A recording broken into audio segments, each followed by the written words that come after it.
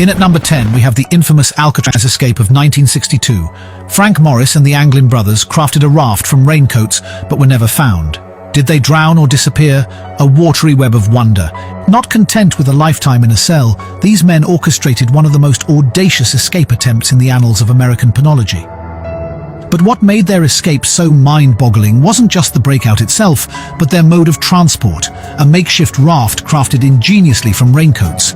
Ah yes, raincoats, those innocuous protectors from showers turned into vessels of vanishing. Yet, here's where the plot thickens, a watery web of wonder indeed.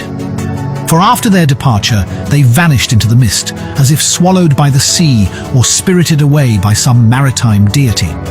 Searches were conducted, rewards were offered, and yet not a trace of the trio could be found. Had Poseidon claimed them as his own, or had they successfully navigated the labyrinthine tides to start anew in lands unknown? Ah, my dear escape artists, tonight we delve into the tales of those who almost slipped through the bars of their ironclad cages. Join me as we count down the 10 most ingenious prison escapes that almost worked. These tales are a testament to the cunning and craftiness of the incarcerated. Next at number 9, we have John Dillinger, who carved a wooden gun and used it to escape from jail. He almost made it, but the law caught up with him, a timber tale of trickery. The wooden gun, darkened with shoe polish to mimic the sheen of deadly steel, was convincing enough to dupe the prison guards. Pointing his faux firearm, Dillinger masterminded his escape, fooling the custodians of justice and slipping through their fingers like a shadow in the night. For a moment he tasted that most intoxicating of nectars, freedom, living to fight another day and adding a new chapter to his already notorious career. But alas, fate had other plans. The long arm of the law, ever relentless, eventually caught up with Dillinger. His luck ran out, as it often does for those who dance too recklessly on the edge of legality. Captured and cornered, he met a violent end, but not before leaving an indelible mark on the American consciousness.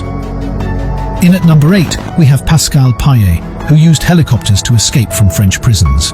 He was recaptured each time, a high-flying fiasco in a series of daring escapades that defied both logic and gravity. Pyatt and his cohorts commandeered helicopters, swooping down into prison yards like modern-day Valkyries to liberate him from his earthly confines. The audacity, the sheer gall of it all. One can almost hear the whirring of rotor blades as they disturbed the stagnant air of incarceration, lifting Pyatt towards a sky as limitless as his own audacity. But even the most thrilling of flights must eventually return to Earth. Despite the spectacular nature of his aerial exploits, Pyatt was always recaptured. His wings of freedom were clipped by the relentless shears of justice. Each time he touched the sky, the ground beneath him became ever more treacherous, until at last he found himself back behind bars. His high-flying fiascos turned into cautionary tales for would-be escapists. Next, at number 7, we have Choi Gap-bok, who used yoga to squeeze through a food slot. He was caught 6 days later, a stretchy saga of slipperiness. Now my inquisitive inmates, picture this: a grim prison cell, replete with the iron bars and stern wardens that mark the boundaries of human freedom. But within this Spartan space, Choi, a man of advanced age yet nimble physique, was cultivating a different sort of skill. Yes, yoga, the ancient practice of breath, body, and spiritual balance. But Choi's yoga was not merely a quest for inner tranquility, it was a toolkit for corporeal contortion. Behold the food slot, an unassuming aperture through which sustenance is delivered, a mere footnote in the architecture of incarceration. Yet in this seemingly innocuous feature, Choi saw opportunity. Armed with his yogic mastery and a lubrication of body oil, he proceeded to do the unthinkable. He folded, twisted, and contorted his body to slip through the slot, like some sort of human origami. A stretchy saga of slipperiness that would make even Houdini green with envy. In at number 6, we have the Texas 7, who overpowered prison guards and escaped in a stolen vehicle. They were caught after appearing on America's Most Wanted, a televised tumble from freedom. The tale begins with a meticulously planned operation, orchestrated with military-like precision. This band of intrepid inmates overpowered prison guards and other staff, commandeering the very infrastructure meant to keep them confined. Ah, the irony, my justice junkies. These desperados would then embark on an audacious escape, commandeering a vehicle to make their grand getaway. A plot point so outrageous it could make any action movie scriptwriter jealous. But as they say, freedom isn't free. No, it comes with a cost, and in this case, the cost was fame. Infamy, to be precise. You see, dear audience, our fugitives found themselves propelled into the national spotlight when their tale of escape and evasion landed them a coveted spot on America's Most Wanted.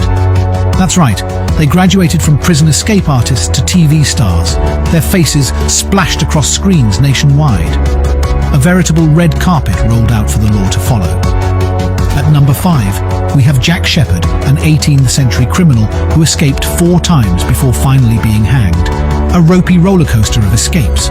From picking locks to scaling walls and even tunneling out, Jack Shepherd became a sort of criminal MacGyver, using anything and everything at his disposal to elude his captors. His exploits were so extraordinary that they were chronicled in pamphlets and ballads, creating a media frenzy akin to our modern-day viral sensations. Ah yes, my history-hungry henchman, he was the viral star of the 18th century, long before hashtags and trending topics. However, for all his ingenuity and cunning, Jack could not escape the clutches of fate. His final act came to a close in the only place that could hold him, the gallows. A morbid finale to a life that zigzagged between capture and freedom, like a moth eternally drawn to a flame. In at number 4, we have Alfred Wetzler, who escaped Auschwitz by hiding in a woodpile. He was almost discovered but managed to evade capture, a harrowing Holocaust hideaway. Now, envision Auschwitz in its grim, deathly hush. Surrounded by barbed wire and patrolled by ruthless guards, it was a fortress designed to extinguish hope and life with calculated efficiency. But Alfred Wetzler refused to be just another statistic in this factory of death. He meticulously planned his escape, scrutinizing every potential avenue of departure and crafting a scheme as audacious as it was perilous. Wetzler's plan hinged on an element as mundane as it was crucial, a simple woodpile. But don't let its ordinariness deceive you, my friends. For Wetzler, this woodpile was a Trojan horse that would usher him out of the gates of hell. Along with his compatriot, Wetzler crawled under the heap of timber, dousing himself with tobacco and gasoline to ward off the scent-tracking dogs. There, concealed by slabs of wood and shrouded in darkness, Wetzler held his breath as guards scoured the area, their boots crunching just inches away. Next, at number 3, we have the Maze prison escape in Northern Ireland. 38 IRA prisoners broke free but were eventually caught, a labyrinthine lapse in security. The intricate plan involved seizing control of a prison block, overpowering guards and capturing vehicles, all while maintaining the utmost secrecy to evade detection. Months of meticulous preparation culminated in a daring operation, with the prisoners exploiting every possible weakness in the prison's security. They capitalized on flaws in guard routines, used smuggled tools to facilitate their escape, and even had a detailed plan for each phase of the operation. These were not men who left things to chance. Theirs was a labyrinthine lapse in security meticulously exploited for maximum impact. In at number 2, we have Richard Lee McNair, who mailed himself out of prison in a crate. He was caught after a routine traffic stop, a parcel-packed plot. The plan was crafted with meticulous care. McNair had to consider factors most of us would never think of, like how to ensure air holes for breathing without arousing suspicion, or how to prevent himself from making accidental noises that could give him away. The dimensions of the crate, the time it would take for the shipment to leave the prison, every tiny detail was considered in this master plan of escape. Finally, at number 1, we have El Chapo, who escaped through a mile-long tunnel. He was recaptured after an interview with Sean Penn, a subterranean slip-up. Let's paint the picture. El Chapo was ensconced within the seemingly impenetrable walls of Altiplano Prison, a high-security fortress designed to hold some of Mexico's most dangerous criminals. But you see, when you're a man of El Chapo's resources and cunning, even walls that touch the sky seem but mere hurdles. Underneath the stone-cold floors of his cell, construction was underway, a secret project that employed engineers, miners, and no small amount of audacity. The tunnel was a marvel of illicit engineering, equipped with lighting, ventilation, and even a motorcycle on rails to speed his escape. Think about it, my earthy escapists. A mile-long tunnel, painstakingly carved under the very noses of the guards. Every inch excavated was another inch closer to freedom, every shovelful of dirt a step in his audacious escape plan. The sheer logistics involved in such an undertaking are staggering, sourcing the manpower, the materials, all while maintaining absolute secrecy. And there you have it, my dear jailbreak jesters, a glimpse into the world of the most ingenious prison escapes that almost worked. Remember, these tales are real, and sometimes reality can be a real close call.